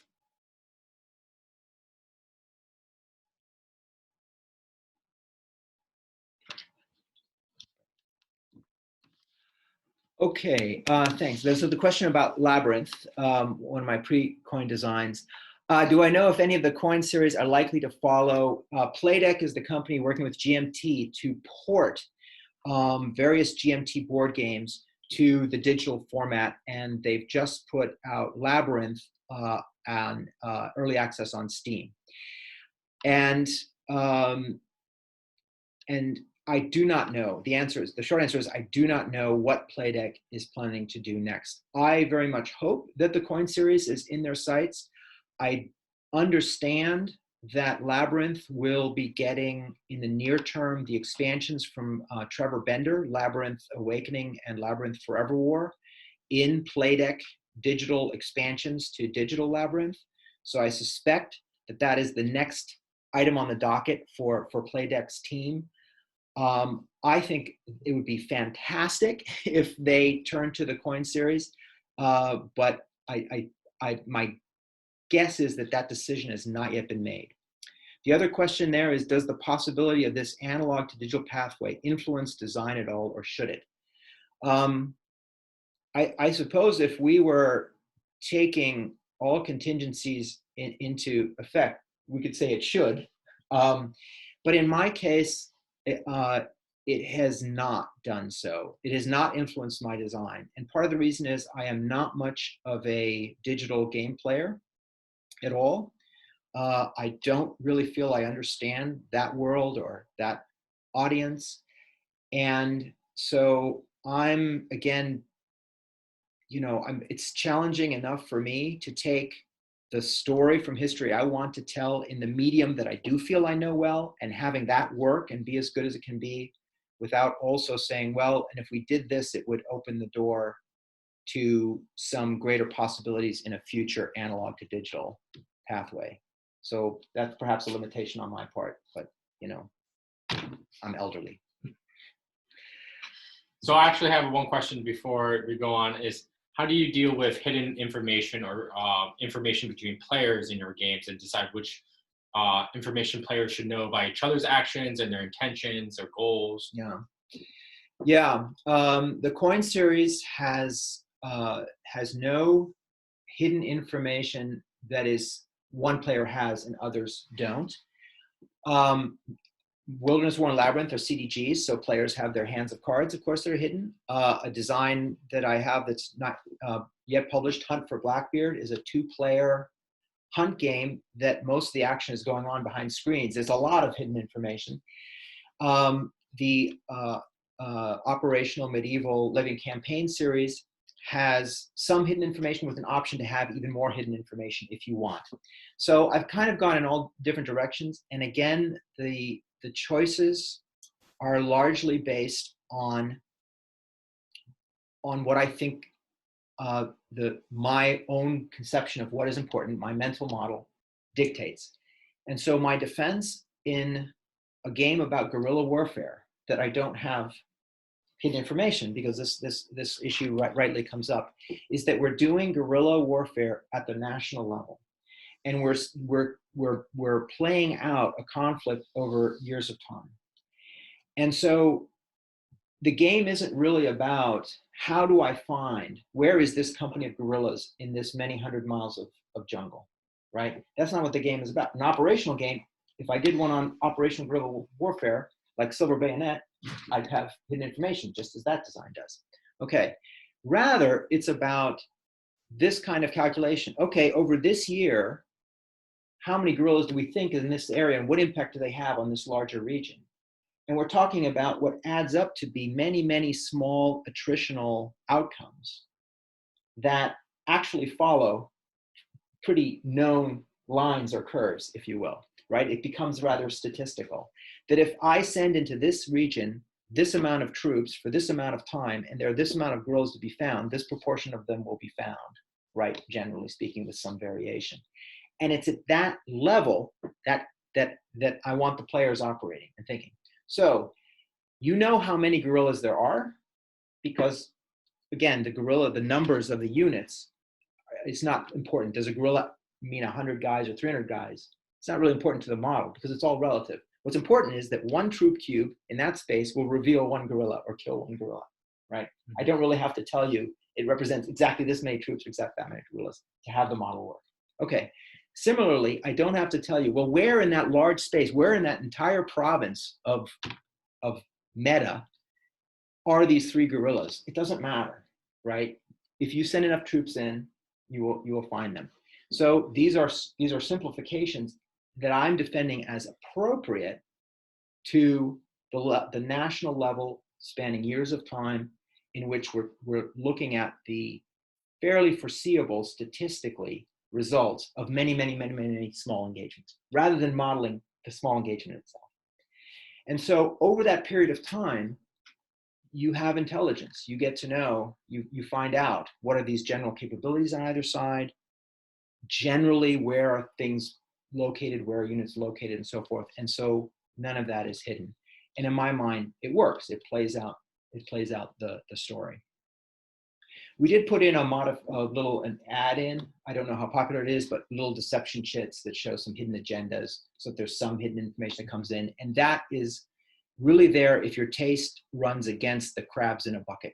Mm-hmm. Because a lot of those agenda items influence your score. And so it's a kind of a common board game mechanic where we don't actually know exactly who's winning by how much. And so that's in there in the early designs. It's applicable across, it's generic, it's applicable across the board.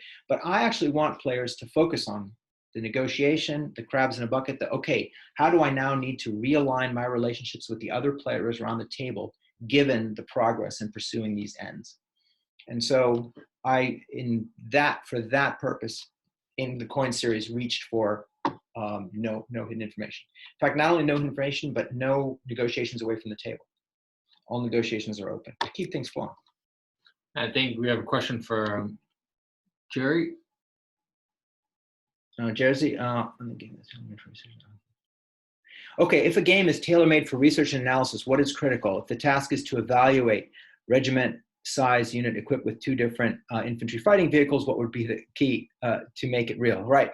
I'm not sure if I'm qualified to answer the second one, but let me start with the first. So what are some differences if our purpose is research and analysis compared to our purpose is hobby fun?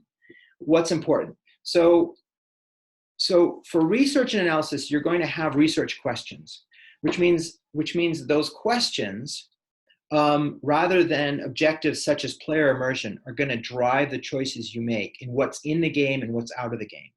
Also, most likely, if it's for research and analysis, your players will be paid to participate, right? It's not really as necessary that you entertain them, that you keep you keep all players equally engaged.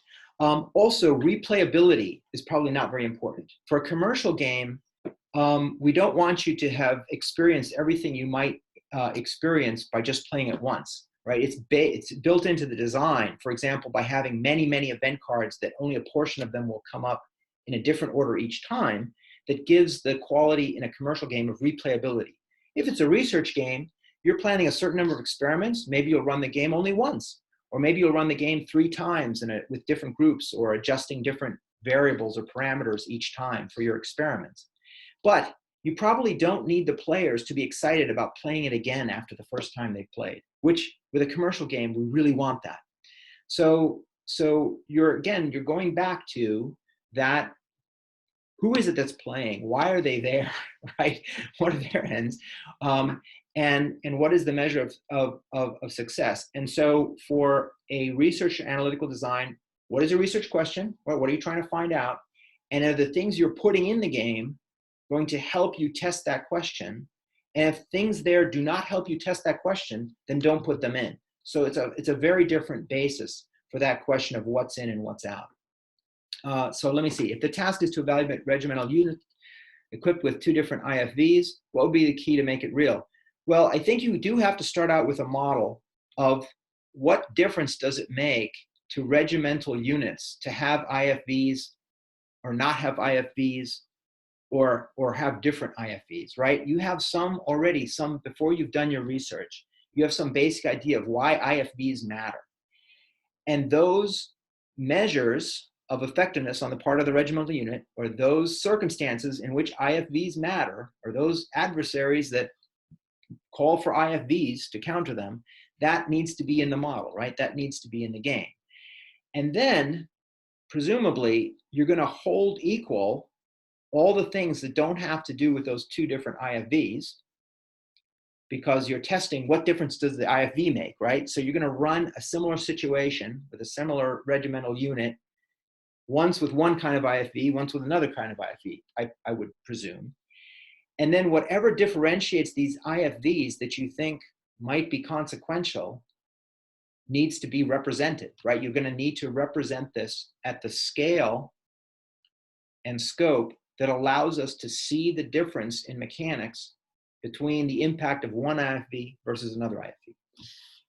So this is Sebastian. I'm going to intervene here for a second. And the question about regiments and infantry fighting vehicles and different types. One, the question I would ask is it a question suitable for wargaming? The reason I ask that is that because when you're asking a question about capability sets, especially at the super tactical and operational level, like a vehicle type or a machine gun type, that's not really what wargaming is about. Wargaming and gaming as a method, as a tool of analysis, is really looking at human decision making. If your question is, how does this 2 types of different infantry fighting vehicles affect my decisions as a commander, then that's a wargameable question.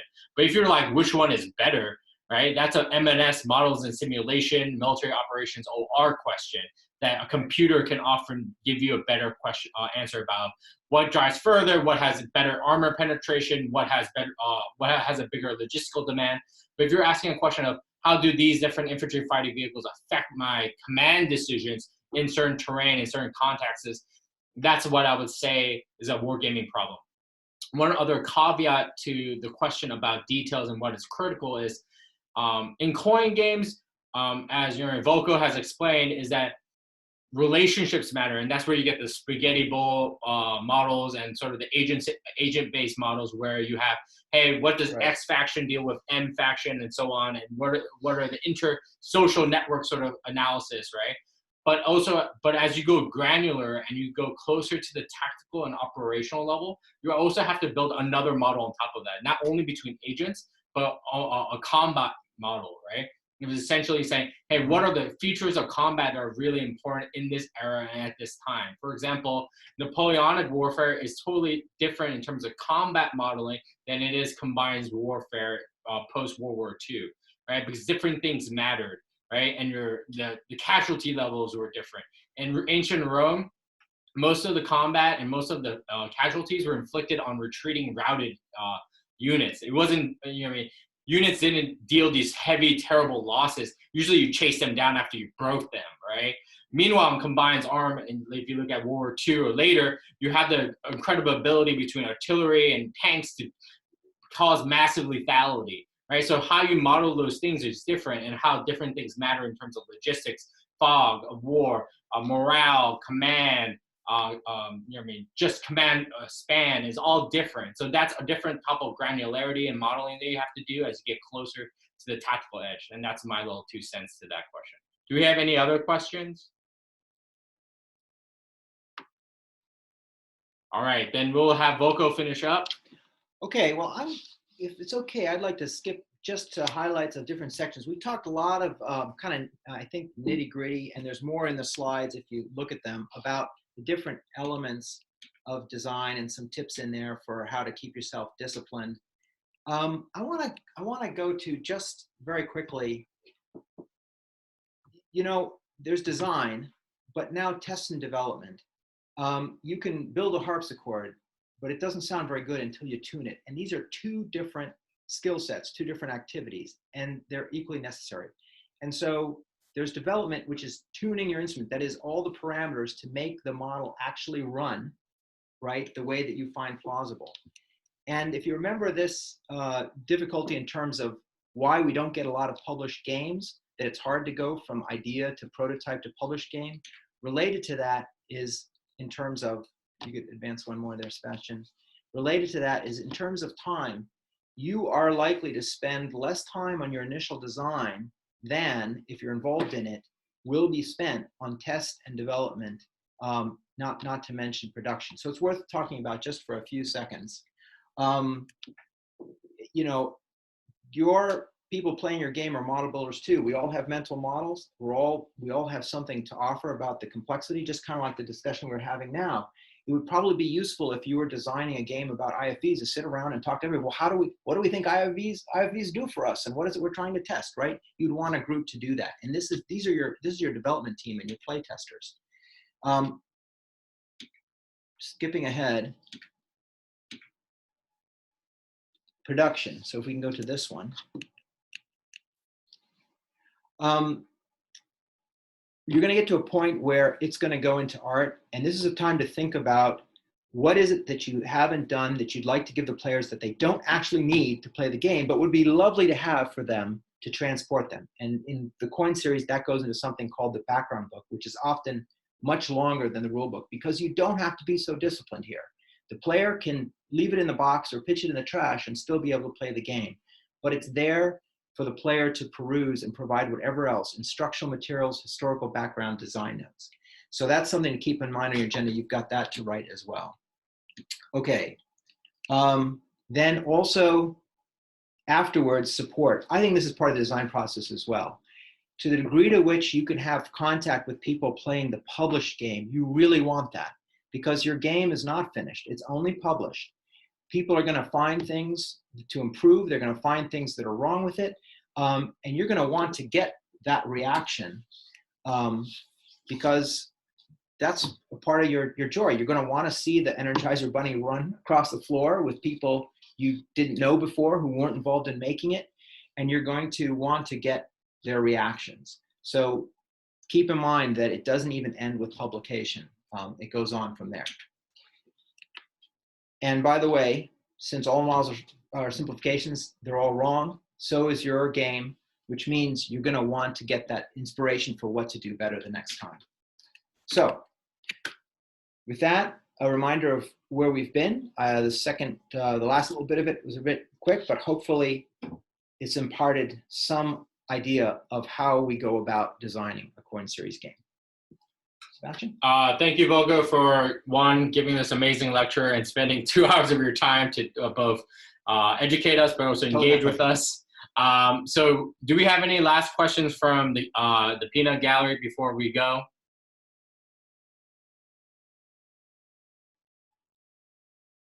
All right, it seems like we exhausted all the questions. We'll upload this video to our YouTube channel and we'll send it out via our newsletter. Thank you all for attending. Thank you for all your amazing engagement. And thank you again, Volko, for giving us such a great presentation. Thanks, Sebastian, for setting it up. Thanks, everyone, for joining.